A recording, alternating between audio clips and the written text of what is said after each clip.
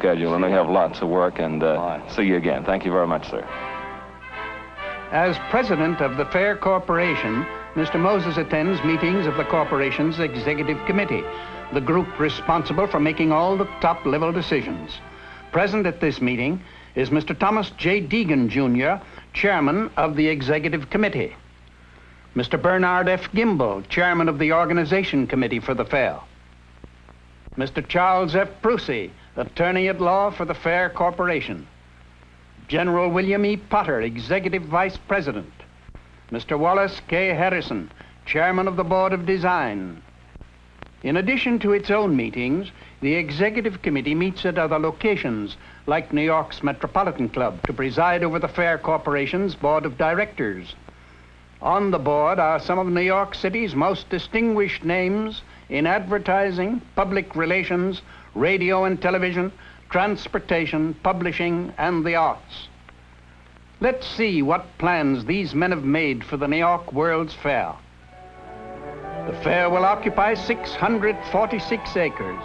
In addition to the lake area, there will be 4 other exhibit areas: industrial, international, federal and states, and transportation. Let's consider each in turn. For the industrial exhibits, work got underway at the New York City building on August 4, 1960, where representatives from leading United States manufacturers gathered for a briefing. Hundreds of industrialists were there, representing almost 200 United States companies. Opening remarks were made by Mr. Stuart Constable, Operations Vice President for the fair. Mr. Constable introduced Mr. Moses, who emphasized the importance of the new highway program to provide adequate transportation to the fair. These aren't just lines on a map. These things are being constructed. The money is there to build them, and they're the key to the success of the fair. Mr. Deegan's topic is of particular interest to purchasers of Fair Corporation notes. Has been characterized as the $6 billion sale, in that we hope that that is the amount of money that will be poured into this metropolitan area during 1964 and 65. Now, General Potter described the corporation's administrative. The people who head those divisions in this organization are brilliant. They're driving. They're most competent.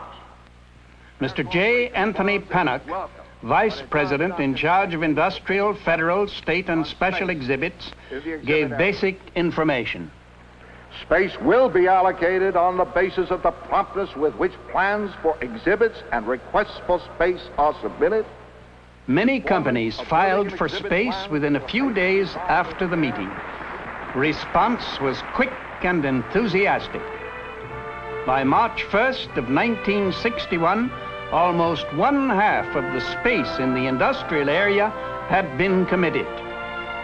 Invitations for the international exhibits have been presented to governments, industrial and cultural groups all over the world. On August 14, 1960, the first visiting team left for overseas. Led by Charles Poletti, Vice President of International Exhibits, the group went to Turkey, Greece, Austria, and to Yugoslavia for a visit to the Belgrade Fair. Various other activities have publicized the New York World's Fair.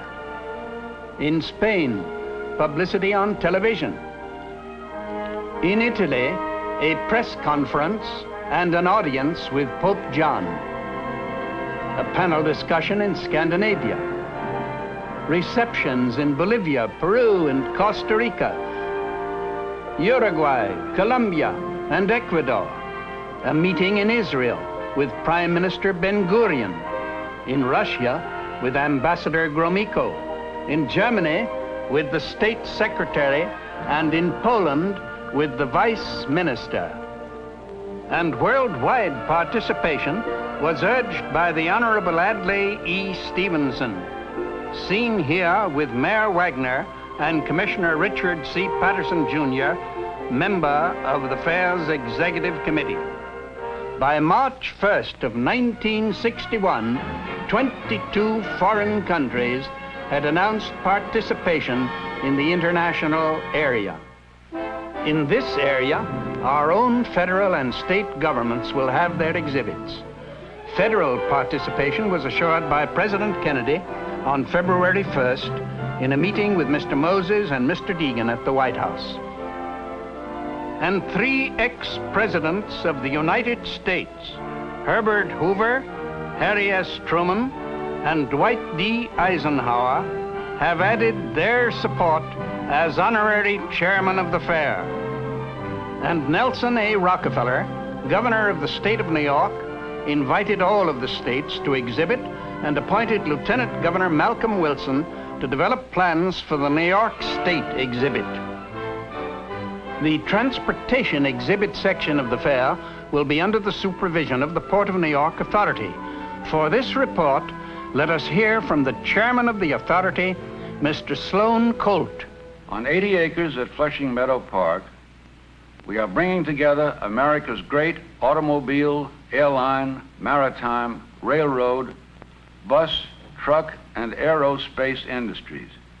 And the millions of people who visit the fair in 1964 and 1965 will enjoy the unequaled transportation facilities of the Port of New York.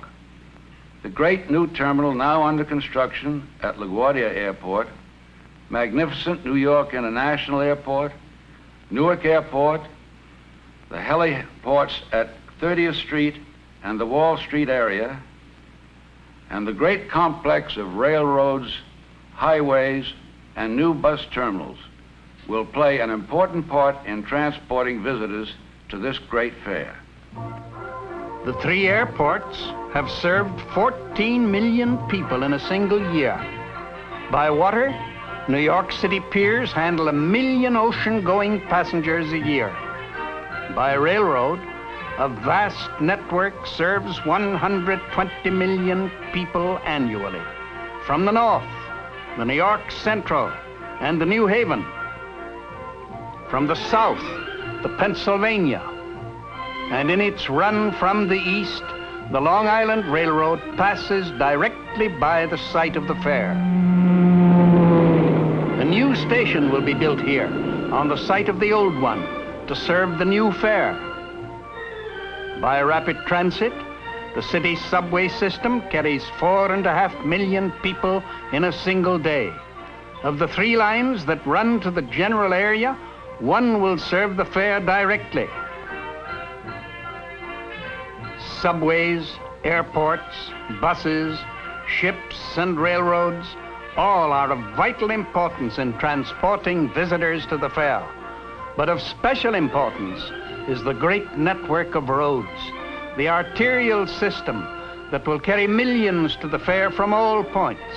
In the area of the fair alone, $95 million, 90% federal and 10% state, will be spent on arterial improvements that will be completed when the fair opens. The Grand Central Parkway will be widened for a distance of 9.5 miles. Construction to begin in the spring of 1961. The existing Van Wyck Expressway will be extended to run along the east border of Flushing Meadow to create an important new artery.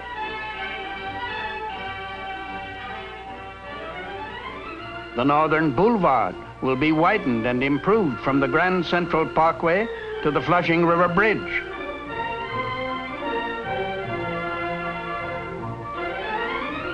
The Whitestone Expressway will be widened from the Flushing River Bridge to the Whitestone Bridge approach.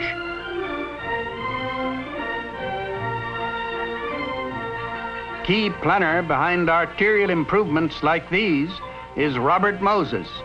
These projects, together with New York's other transportation facilities, will make the Flushing Meadow one of the most accessible places in the world. Now, first construction for the fair got underway. Ground was broken for the new administration building on August